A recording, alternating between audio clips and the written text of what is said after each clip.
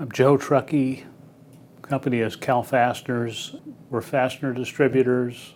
So we had a scrap business that my dad started, and somebody scrapped some screws, and he got an idea. We can become a fastener company, a fastener distributor. And he had people that he knew in the electrical industry throughout Southern California, which began buying small amounts from us, and we just continue to grow. Working with engineers is part of our game here. People that make things. A lot of it in the beginning was electrical companies that did meters and transformers, things like that. So that's Miguel, he's receiving some of that stuff. Make sure we got what we pay for. These are a special bolt for the electrical industry. We're the only ones that have them. Kind of the same thing as a carriage bolt does. Carriage bolt has a square neck, so it fits into a square hole. But these you don't have to make a square hole. Through the years, there's been a lot of problems. There's even been laws written back in the 80s and 90s, grade 5, grade 8, that are heat-treated bolts were being sold with markings on them saying they were grade 8 or grade 5, but they were actually just grade 2. There were stories, people would fall off of buildings that were window washers were washing the windows, but because the bolts broke. Also with cars, airplanes, different things like that, a lot of lives can get lost, and they were. A lot of fastener companies like ours put a quality lab together, and we decided to inspect everything. If we're shipping something, we want to make sure we're shipping what we say we're shipping. We do inspect everything that comes through the doors.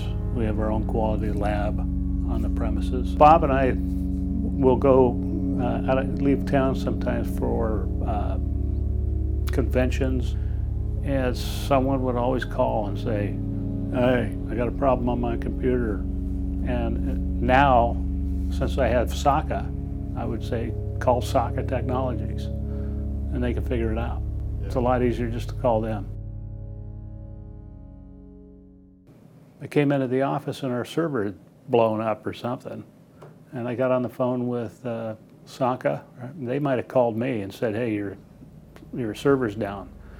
And then we started talking, and we tried to get it going again, and we couldn't. And so, of course, I had to go golfing. And so we went golfing, and I got a call. I think it was on the 8th hole.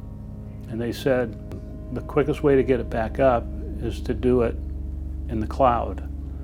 And I had discussed this with Alex probably 6 months before that about changing everything to the cloud. And it, with the price of it on the cloud versus the price of just having your own server here, it just didn't sound too good yet.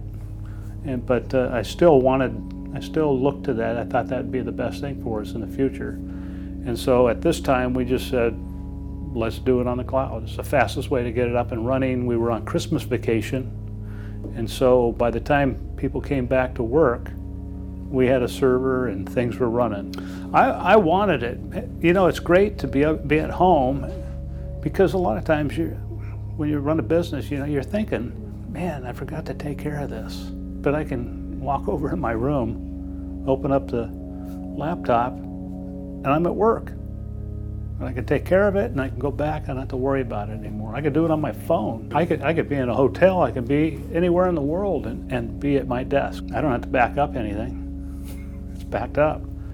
Sometimes you're doing something on the internet, and it thinks you're in LA or it thinks you're in Vegas, and that's because it backs up in LA, and then it backs up in Vegas, or backs up on the East Coast, wherever you're at. So it's constantly being backed up. If somebody blows up the warehouse in LA, well, it just connects to the place in Vegas. I think about a year ago, we went to a conference in Phoenix, and there was one of the meetings was on cyber stuff, and how people break into your system, and this is what to look for, and this is how you educate your employees, and so it got me all pumped up. When I came back here, I called SACA, and I go, hey, I want to know, are we covered here? Are we covered here? Are we covered here? And they checked everything out, and we looked good.